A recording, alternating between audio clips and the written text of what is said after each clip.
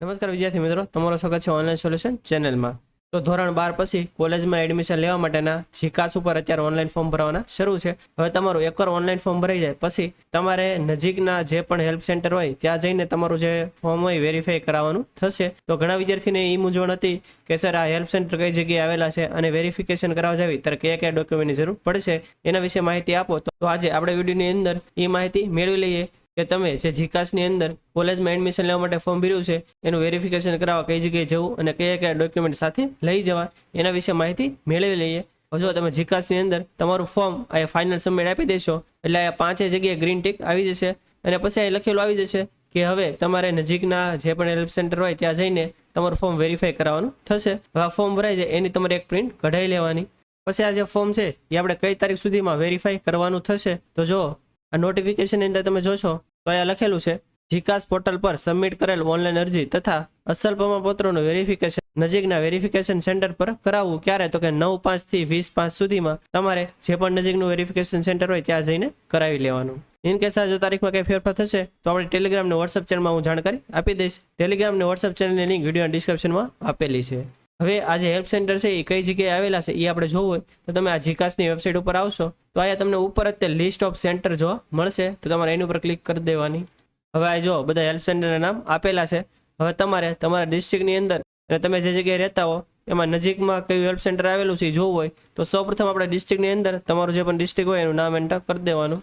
દાખલા તરીકે ભાવનગર હું એન્ટર કરીશ તો આયા ભાવનગર ડિસ્ટ્રિક્ટની અંદર જેટલા પણ હેલ્પ સેન્ટર આવતા હશે એ બધાના નામ અહીંયા આવી જશે। હવે જો ઇનકેસ તમે કોઈ તાલુકામાં અથવા કોઈ ગામડે રહેતા હો તો તમારા તાલુકાની અંદર હેલ્પ સેન્ટર આવેલા હોય એ પણ તમારે જોવું હોય તો પ્લેસની અંદર તમે તમારા તાલુકાનું નામ એન્ટર કરશો તો આયા તાલુકા વાઇઝ પણ હેલ્પ સેન્ટર આવી જશે।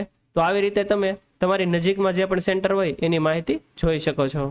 હવે જે હેલ્પ સેન્ટર છે એ કોલેજનું નામ અને એનું એડ્રેસ પણ અહીં લખેલું આવી જશે તો તમારે જે પણ નજીક પડે ત્યાં જઈને તમારું જે ફોર્મ છે એ વેરીફાઈ કરાવી લેવાનું। હવે આપણે વેરિફિકેશન સેન્ટર કયા છે એ જોઈ લીધું પરંતુ આપણે જ્યારે ફોર્મ વેરિફિકેશન કરવા જાવી ત્યારે કયા કયા ડોક્યુમેન્ટની જરૂર પડશે એ આપણે જોઈ લેવી।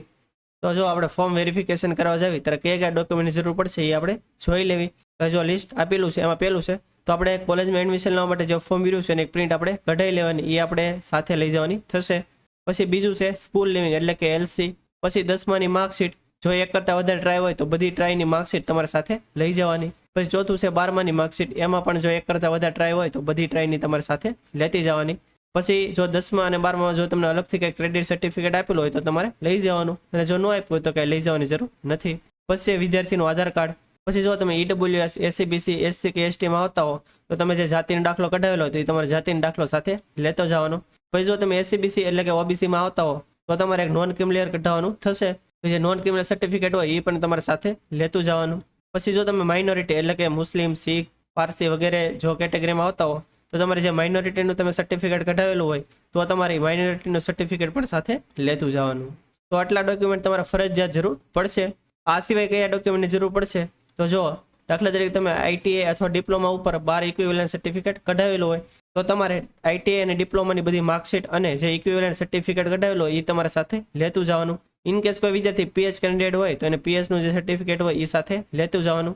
પછી જો વિદ્યાર્થીના કુટુંબમાં કોઈ એક્સ સર્વિસમેન હોય અને એને એક્સ સર્વિસમેન કોટામાં ભરેલું હોય તો એના કુટુંબમાં જે પણ એક્સ સર્વિસમેન હોય એનું જે પ્રમાણપત્ર હોય એનું તમારે સર્ટિફિકેટ લેતું જવાનું। પછી જો તમે સ્પોર્ટ કોટાની અંદર ફોર્મ ભરેલું હોય તો જે તમારે આગળ સ્પોર્ટ પ્રમાણપત્ર હોય એ તમારે સાથે લેતું જવાનું। પછી જો તમારે આગળ એનસીસી સર્ટિફિકેટ કે એવું કાંઈ હોય તો તમારે સાથે લઈ જવાનું।